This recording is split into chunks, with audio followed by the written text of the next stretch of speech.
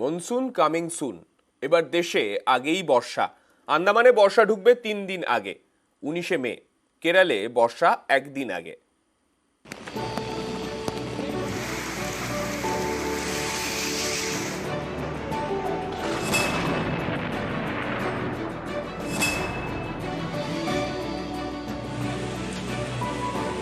এবার নির্দিষ্ট সময়ের আগেই ভারতে বর্ষার আগমন।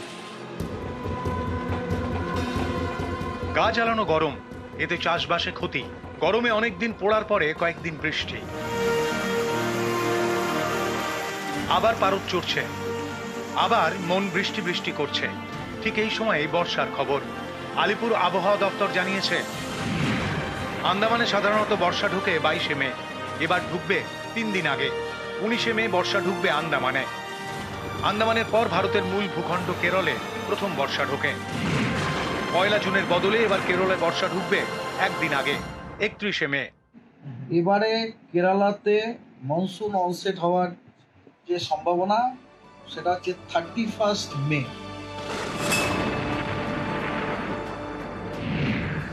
জলপাইগুড়িতে সাধারণত বর্ষা ঢোকে 7ই জুন। গত বছর 5 দিন দেরি করে ঢুকেছিল 12ই জুন। কলকাতায় বর্ষা ঢোকে সাধারণত 11ই জুন। গত বছর 9 দিন দেরিতে অর্থাৎ 20শে জুন কলকাতায় বর্ষা ঢুকেছিল। বেঙ্গলে আপনার মনসুন অনসেটটা নর্মালিটি হওয়ার কথা আছে, মানে জুনের ফার্স্ট উইকের শেষের দিকে বা সেকেন্ড উইকের প্রথম দিকে আমাদের বেঙ্গলে মনসুন অনসেট হওয়ার সম্ভাবনা, মনসুন অনসেট হতে পারে বলে আমার মনে হয়।